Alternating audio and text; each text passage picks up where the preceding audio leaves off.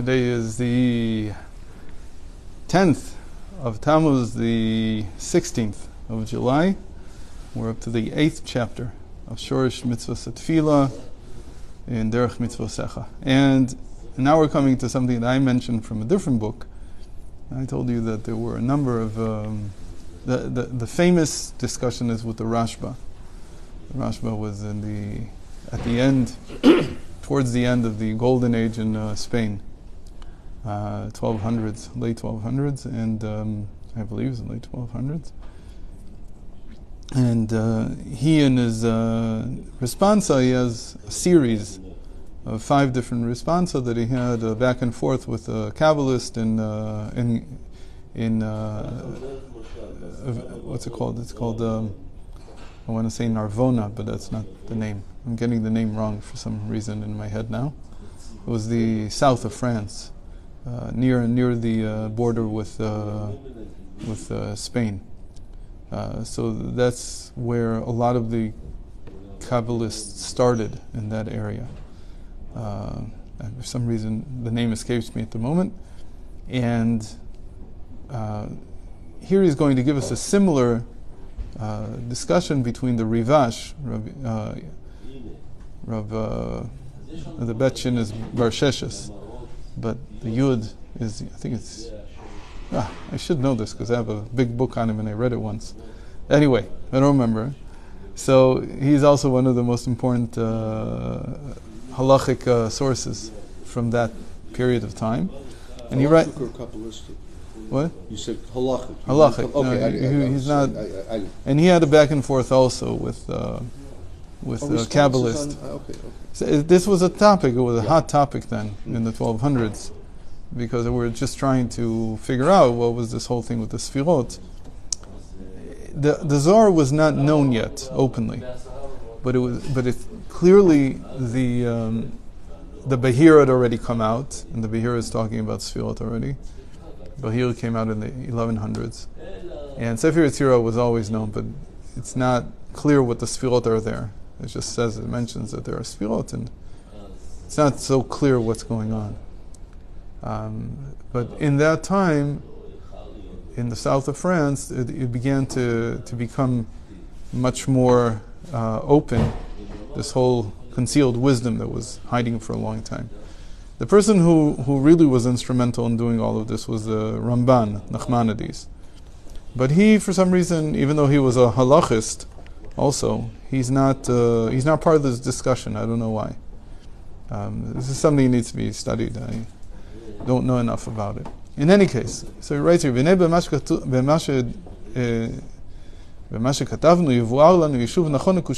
so with everything that we've written, we have a good response, a good answer to the problem that was introduced or given by the Rivash in his responsa, Siman Kuf Nun Zayin, 157, Ala mechavnim b'tfilatam b'inyan asfirot. And there he asks about people who, when they pray, they have in their intentions specific sfirot, specific emanations from God. ומתחילה צריך אני להעתיק קצת לשונו וזה לשונו. And so I need to copy a little bit, he says, from his writing. And he says like this, פעם אחת שאלתי לו, למקובל דון יוסף, ששבחו מאוד הריבש, איך שהיה חכם בתלמוד וחסיד גדול. One time I asked him, and this is a Mekubal, his name is Don is like master, Yosef, and he commends him for his study, for his scholarship. איך אתם המקובלים בברכה אחת מכוונים לספירה ידועה ובברכה אחרת לספירה אחרת? How is it that you, the Kabbalists, in one blessing, meaning of the Amidah, you have in mind one sphera, and then in the other blessing you have another sphera. ועוד, אחרת ועוד, הכי יש אלוקות לספירות שהתפלל אדם להן? Are the spheros divine? Are they part of the divine that a person should pray to them? וענה לי חלילה שתהיה התפילה, כי אם להשם יתברך. And he answered, God forbid that the prayer should be to anyone but to God himself. And God himself, he calls him here, Ilata Ilot, the master of all reasons. meaning all the reasons that bring things like cause and effect, master of all causes.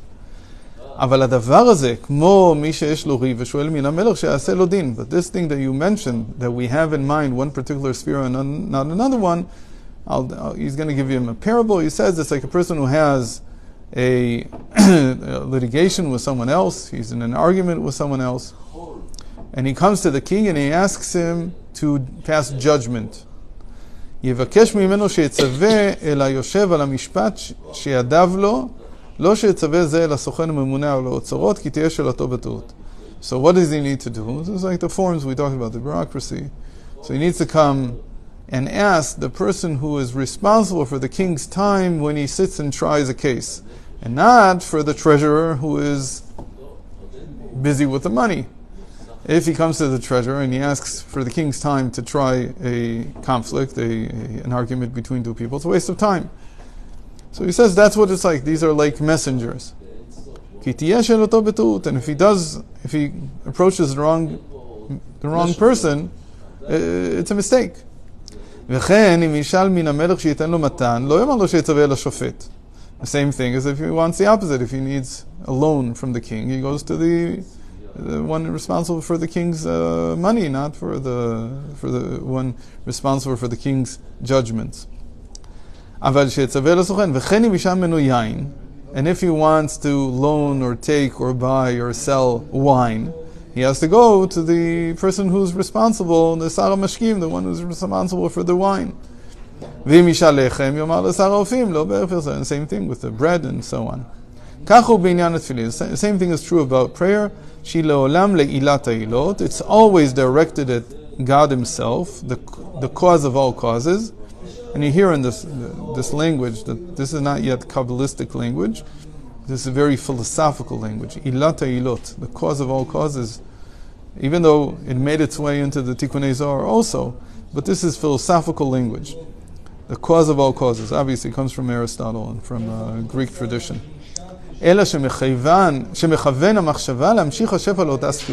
So he's talking to God, but he has in his mind that he wants the affluence to come through a particular sphere.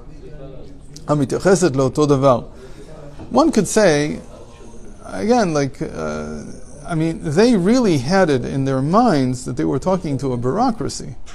I mean, that's really the way they picture this. It's not that we don't have bureaucracy anymore. We do. But most people don't have anything to do with the administration, with the people running the country. I mean, sometimes they do, but it's a very small part of the population does. And it's a very interesting difference between us and them. I think that in their time it was much more common for a person to want to go up to the higher rungs of the administration to get something done. Basically, our bureaucracy has sort of taken its place, and all the more so now that we have internet. And most of the stuff that you do online even. You don't need a king. You don't need anyone to really get involved. It's only in special cases. Maybe I'm a little naive. I don't do anything of significance in the world. I just sit and write, so I don't need them. But my whole conception of this is that it's very far from the way that a regular person thinks today. People don't think of heaven as a bureaucracy, but they did, and I guess in the Middle Ages it was much more important. So you have to have in mind a particular sphera that is related to the thing that you're asking for. I mean, it makes perfect sense for them. Maybe it makes also perfect sense for people today. I don't know. I guess someone who's a contractor and needs to go to City Hall all the time to do this, to do that. So he has this in mind. I guess people who have to deal with politics have this also.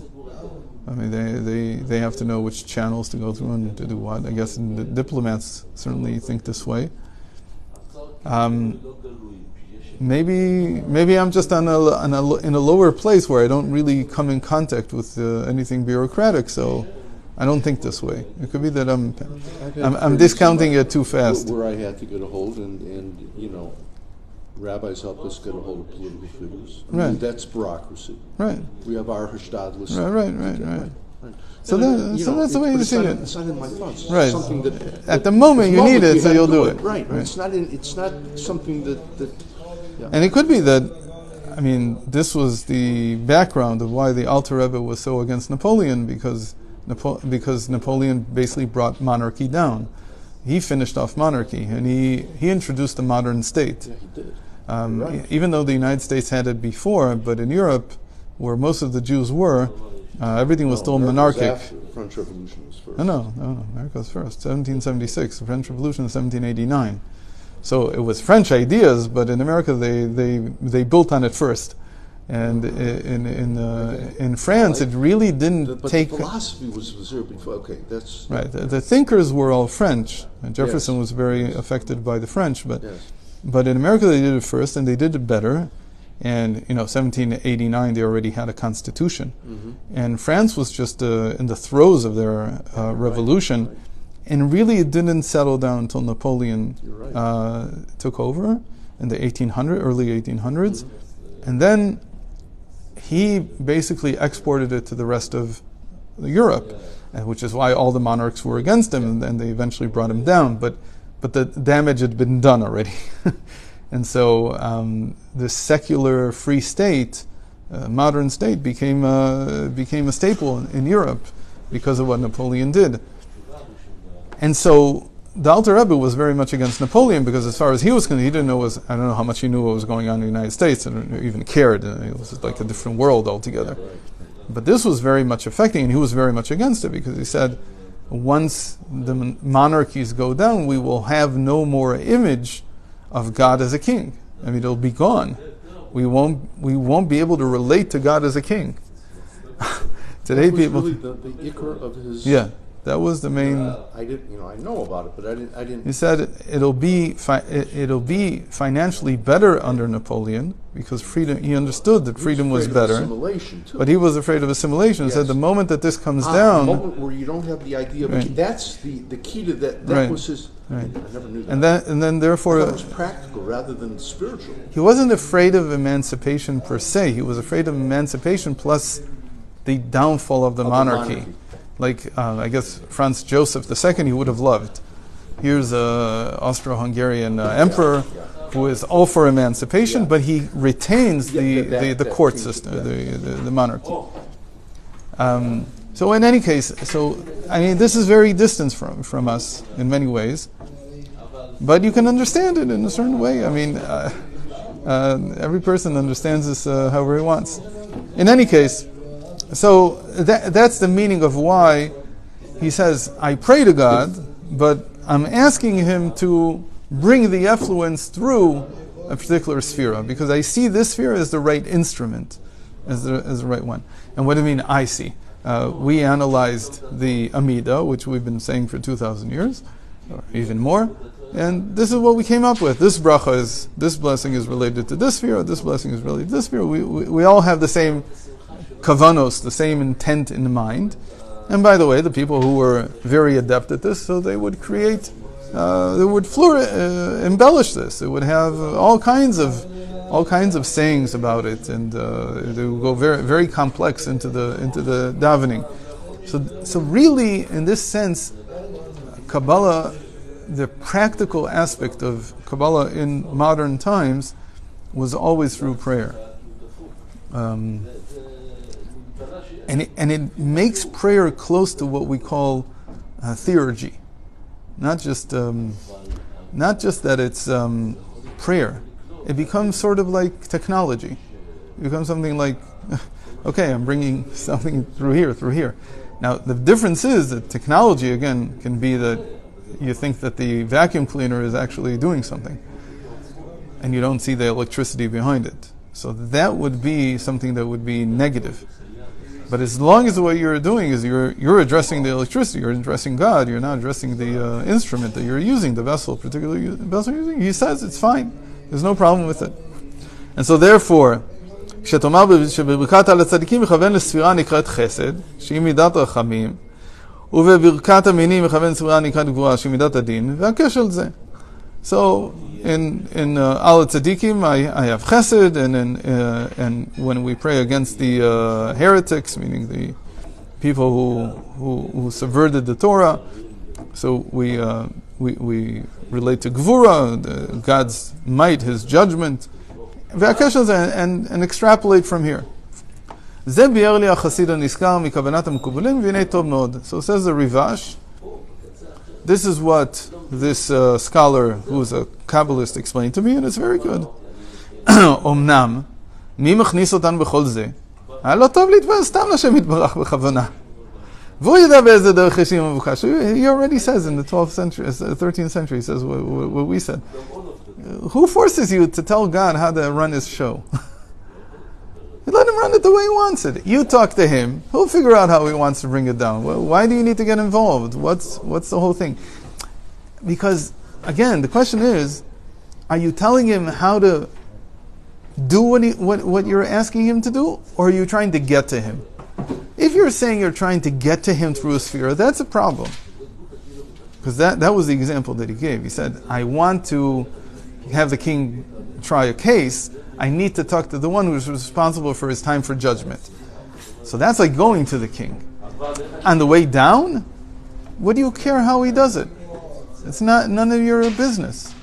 That's what he's saying. I would personally attack him for why would you put someone in between you and God? So he says again, it's not on the way up, it's on the way down. You notice this, right? He's saying, I am addressing God, and I'm asking that the effluence come down through a particular sphere. You know what? That's right. Because why? It's the same. You don't know how Hashem will put it down. Okay. In other words, it could be through another aspect. Correct? Of course, it could be, but there's logic to it. In other words, when I want a loan, I don't go to I don't go to a liquor store. I go to the bank. Okay. I have to. Yeah. When I have a problem with my health, I go to a doctor. I don't go to a I don't know. Yeah. Right. On the way down, meaning how the effluence from God comes down, it does come down through different channels. Okay. But that's not the example that he gave. He said, I want to go to the one who's responsible for the king's judgments. So it's hard to understand. I'm sure that's up, it's not down. And this is the huge issue. I don't think he's going to get into it here. I don't remember if he does. That when you pray, it has to be directly. When it comes down, it can come down through anywhere. Yes. Except that he says, so why are you telling God how to bring it down? Let Him decide. Because it could... You don't know where your salvation is going to come from. Who knows? It may come from here, from there. Yeah. There is logic. There is logic to what you do. And he would retaliate. He would retort and say, but you have to be logical. You have to. So why not mention or why not have in mind a particular sphere? Maybe that helps. So anyway, the Rivash says right away, why tell God how to do His job? Let Him do whatever He wants it. And he has a verse for this. He says in Tehillim in Psalms 33. 33, it's not in 33. It's in 37. So you fall upon God, you tell Him what you need, and trust Him, and He will do. And you don't tell Him what to do. You just tell Him.